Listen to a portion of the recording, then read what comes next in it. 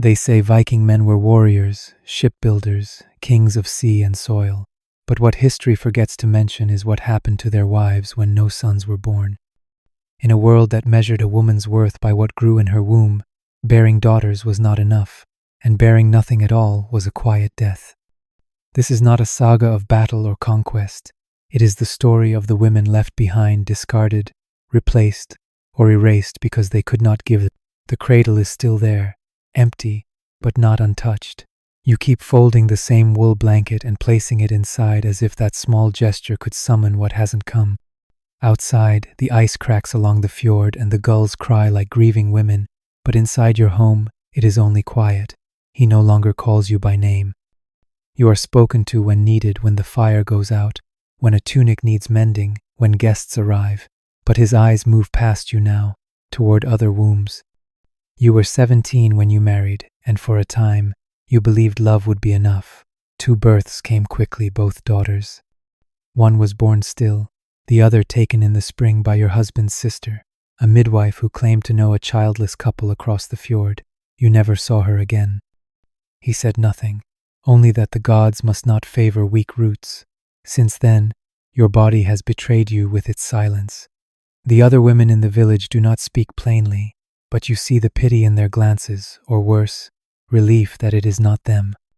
You feel watched by the world, as if your belly is a field that has failed to grow crops, and the village waits for your removal like spoiled grain. At night, you kneel on cold stone, whispering prayers to Frigg and Freya alike, burying offerings in the hearth ash, chewing bitter herbs until your mouth numbs. But no swelling comes, no kicking, just blood, again and again. Last night, he didn't return until late. You pretended to sleep, as always, but heard the footsteps 2 pairs, a woman's voice, lower than yours, laughing. You listened to the sounds of fur being shifted, of breath too quick to be innocent. In the morning, the bed beside you was still warm, but you lay alone. The cradle sat unmoved by the door, its carved edges worn by hope. You touched it once before stepping outside into the wind. Somewhere deep in your bones, you know what's coming. He will not say it aloud, not yet, but the way he walks past you now feels like a sentence already spoken. A house without a son is not a house, he once told a friend over mead, and you, no matter how warm your hands or how steady your heart, are no longer seen as a wife, just as a failure that breathes. They called it the curse of the womb, though never to your face, only whispered behind doors, where salt hung in the rafters and carved gods leered down from lintels. But it wasn't a curse, they feared it was a woman without sons. In the northern lands, a daughter might be loved, but a son was legacy. Sons could plow land, carry spears, carve their father's name into stone. Daughters were dowries, burdens, or tools for alliance. And a wife who gave no sons might as well have given nothing at all. The sagas never say it so plainly, but the truth is there, stitched between the lines. Warriors went to their graves wrapped in song, their sons at their feet. Wives who bore them were praised. Wives who did not were left unnamed, or not mentioned at all. In old law texts, the failure to bear children could end a marriage not in fury, but in quiet dismissal. A man could simply say, the union was fruitless, and begin again. No shame fell on him. It was the woman who was thought barren, even if she had once carried life. You remember what the seer said in spring, that your belly was not dead, only waiting. But spring passed, and then summer, and still your body remained a sealed gate. The blood came like punishment. Once, when you spoke of it, your husband left the room without a word. The next day, a sheep was slaughtered and its blood smeared along the doorframe, an old rite meant to wash away failure. You were not invited to the ritual, though it was your body being cleansed. The next week, he began sleeping outside the hall. On ships, warriors called their sons anchor stones, the weight that held their name in place. Without one, a man's house was adrift. But no one ever spoke of what became of a woman who could not help him drop anchor. Some were sent back to their father's hearth. Some were made servants in their own home, quietly pushed aside when a concubine or second wife was brought in. Others were left untouched but unloved, their bodies avoided like spoiled food. You begin to understand this now, not from words, but from small absences, the way he no longer eats what you cook, the way he asks your younger cousin to pour his mead. He is not cruel. He does not strike you, but cruelty comes in many shapes. It lives in silence, in absence, in the way your name is no longer spoken with warmth. Outside, the villagers prepare for the harvest. Inside, your body is the only field that has not borne fruit, and everyone sees it. They just don't say it. Not yet. But the waiting is its own kind of death. It began with the midwife arriving more often, though you had not called for her. She brought no herbs, no cloths, no blessing oil, only sat near the hearth, speaking in low tones with your husband, while you pretended not to listen. Once, she asked if your cycle had come. You lied and said it hadn't. Her eyes narrowed, then softened, but not with kindness, with pity. After she left, your husband looked at you as if trying to see through your skin. That night, he didn't return to your bed, and by morning, a cot had been placed near the back of the hall, yours now, apparently. You knew what came next. In this land, a man was not expected to endure a barren marriage. The law, though silent in poetry, was clear in script. A man could replace his wife if she bore no sons. And not just replace, he could keep her, too, as one might keep a kettle that no longer boiled, so long as her silence remained intact. The second wife could be taken legally or not at all. It depended on the man's status, his silver, and his shame. Some chose concubines instead, often taken from captured villages. Others used younger cousins, servant girls, or even visiting widows. The only constant was that the first wife became a shadow. She served, but was no longer seen. You tried to understand the math of it. 2 girls born, 1 dead, 1 vanished. None counted. You had not failed entirely, but it did not matter. A woman who gave no heir might as well have given nothing at all. You heard it again last week at the gathering near the river. One man told another that a sonless wife was like a cracked bowl once beautiful, now only good for holding ashes. You pretended to laugh, as if the joke wasn't aimed at you. But later, by the water, you found yourself weeping without knowing when it had started. The system allowed for this. It expected it. Replacement was not cruelty. It was tradition. Your own mother had warned you when you first bled, saying, "The gods only mark a woman by what she carries." You had not understood then. You do now. When the new girl arrived, she was quiet, younger, eyes like river stone and hair plaited tightly. She did not speak to you, only nodded. She was not cruel either. But the way your husband looked at her, hopeful, nervous, reverent, it was a kind of violence. Not sharp, but steady. You were moved to the corner of the room, your tasks divided from hers. She lit the fire now. She cooked his bread. And when the midwife returned a week later, she came bearing herbs not for you, but for the girl with the waiting belly. You watched from the shadows as the cup passed from one hand to another, and for the first time, you understood what it meant to be replaced while still alive. You do not speak unless spoken to now, not because you were told, but because words seem to disappear the moment they reach your mouth. You are still in the same home, still wake before the sun to tend the fire, still wash the wool and grind the barley, but the silence around you has grown thick, like smoke that doesn't lift. The girl, his new one, does not mock you. She is soft-spoken, obedient, and careful with her eyes. That makes it worse. Had she been cruel, you might have hated her, but she is simply fertile, and in this world, that makes her sacred. Your husband, once a man of few words, now hums when he walks. He touches her shoulder as he passes. He eats more. He smiles. You have not seen that smile in over 2 winters. The midwife comes often now, her hands brushing the girl's belly like she's checking the weather. And though the girl's face does not yet change, the village has already begun to speak as if the child were on its way. One of the elders gave her a small wooden horse at the last feast.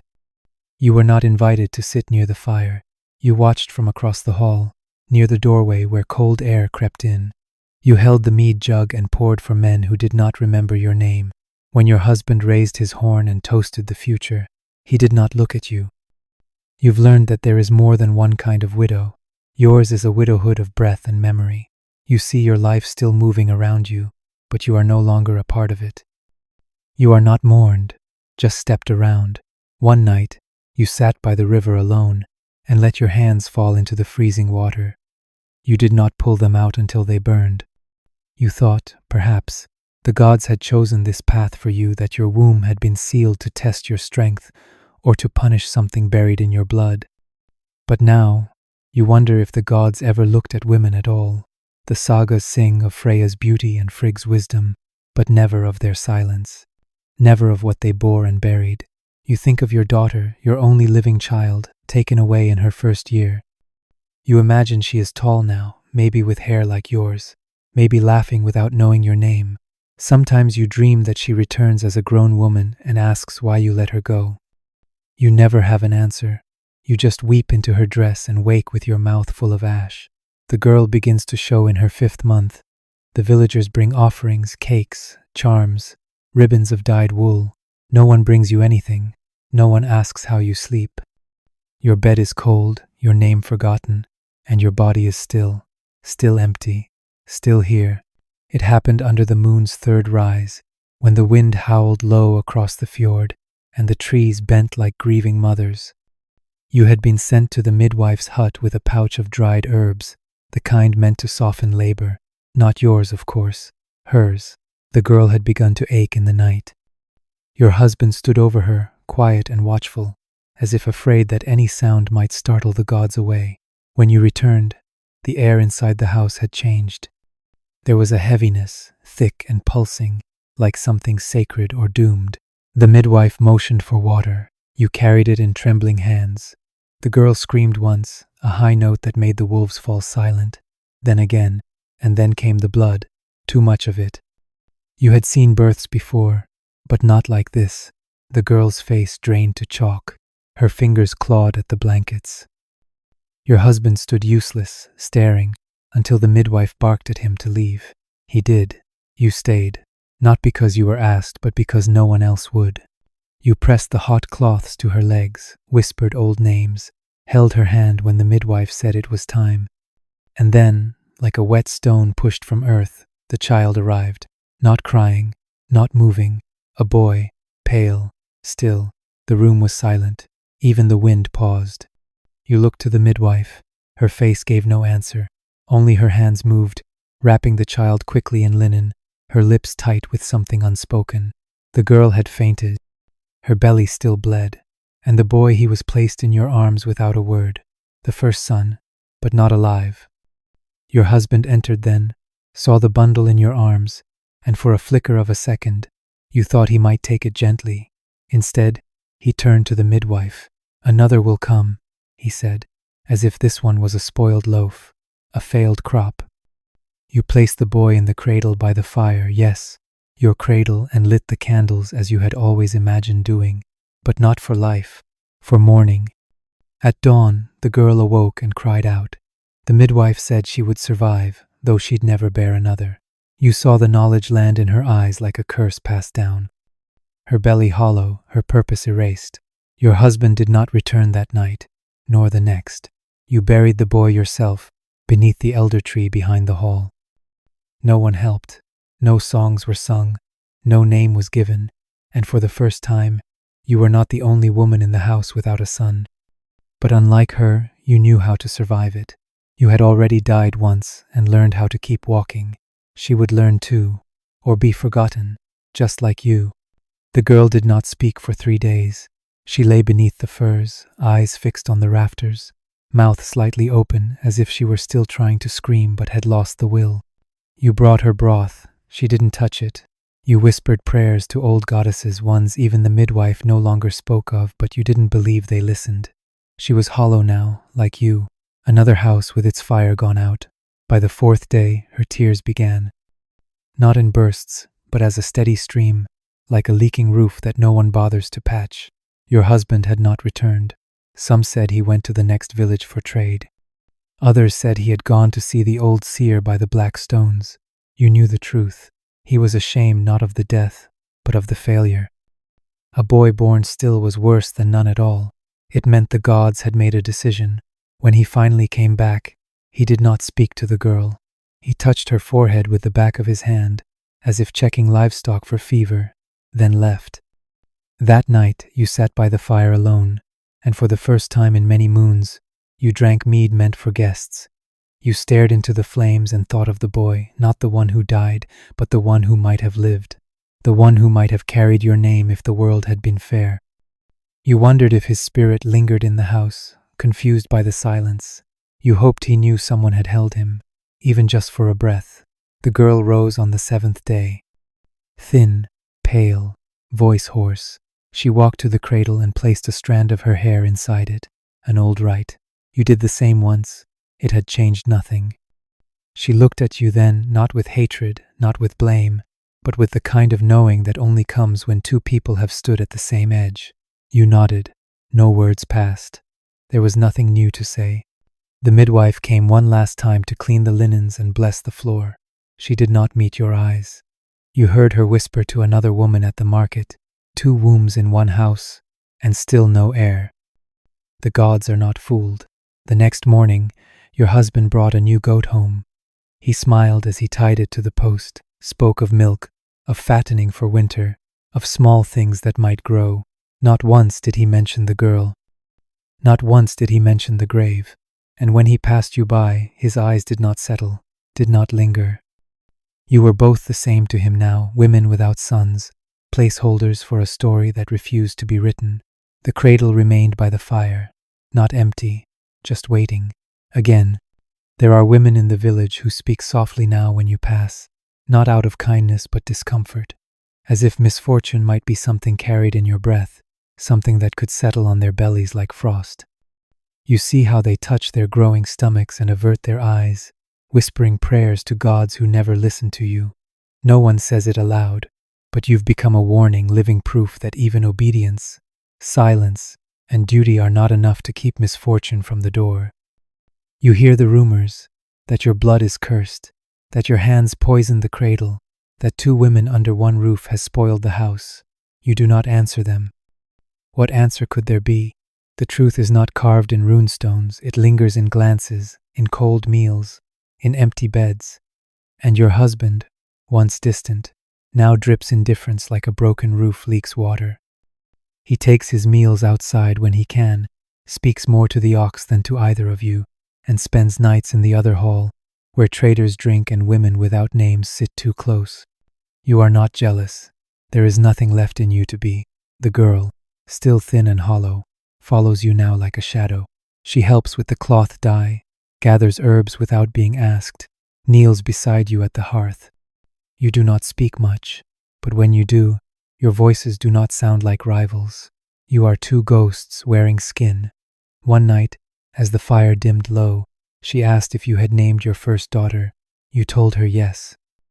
A name that meant beloved, though you had not been allowed to speak it after she was taken. The girl said nothing for a long time, then whispered, "I named him too." You did not ask what it was. Some names are too soft to survive the air. In the old days, they said a woman who could not bear children should carry the bones of her ancestors to remind her of her duty. In some places, women were buried upright in the earth if their wombs stayed empty to keep them close to the land they failed to fill. You wonder if your body will be laid that way. If one day your grave will be a caution, not a memory. You try to believe that isn't true, that your hands mattered, that your breath, your labor, your grief carried weight. But in this village, it is not what you survive that makes you seen. It is what you produce. And you have produced nothing that stayed. When the wind howls now, it feels less like mourning and more like a voice calling you to lie down beside your own forgotten story. You do not go, not yet, but you know the way. The path has been walked before, and you are already halfway there. You're right, thank you for the reminder. Here's the corrected chapter 8 with the proper CTA added at the end, while keeping the tone seamless and immersive. Winter creeps into the hall like a thief, sliding under doors and settling in corners where warmth once lived. The goats stamp their hooves outside, restless in the dark, while inside the hearth spits weakly and dies sooner each night. Your husband still leaves at dawn, though you no longer ask where. The girl no longer waits for him. She moves through the house like a muted echo of yourself, her hands red from the cold, her eyes sunk deep into hollows that used to be soft. She helps you mend nets, card wool, grind barley, all the tasks that make a home survive, but neither of you call it living anymore. You watch the sky change to iron and think of the sea beyond the fjord, black and wide and endless, and you imagine what it would be like to simply walk into it. In the village, stories travel faster than the wind. They say your husband seeks another wife across the water, a merchant's daughter who will bring a dowry and, with luck, sons. You do not protest. You do not plead. You have learned that in this world a woman's voice is not a shield but a stone dropped into a bottomless well. It disappears, leaving only ripples that fade before anyone notices. At night, you sit by the cradle, still carved with the runes you traced when you first arrived, still smelling faintly of cedar and smoke. It has held no child of yours for many winters, yet you cannot move it. It is the last proof that you once believed in something. Sometimes, in the deepest part of the night, you think you hear small breaths rising from it, a phantom heartbeat that flickers out when you lean closer. You tell yourself it is the wind. The girl hears it too. Once she sat beside you and whispered, "I think the cradle remembers." You almost smiled. For the first time, you both reached out and laid your hands on the smooth wood at the same moment. The fire had burned low, and your shadows on the wall seemed taller, heavier, like two ancient women instead of two living ones. In that moment you felt not rivalry but a strange kinship, as if the two of you were weaving the same invisible cloth, a shroud no one else could see. Outside, the villagers prepare for the Yule feast, their laughter carrying through the frost. Inside, you and the girl light the hearth yourselves, not for warmth but for witness. The flames rise and crackle, and for an instant the cradle glows like gold. In that flicker of light you realize something quietly. Though they may erase your names, they cannot erase the hands that kept the fire, the hands that buried and blessed, the hands that endured. The hall is silent but not empty. It holds you both, and the memory of every breath it was denied.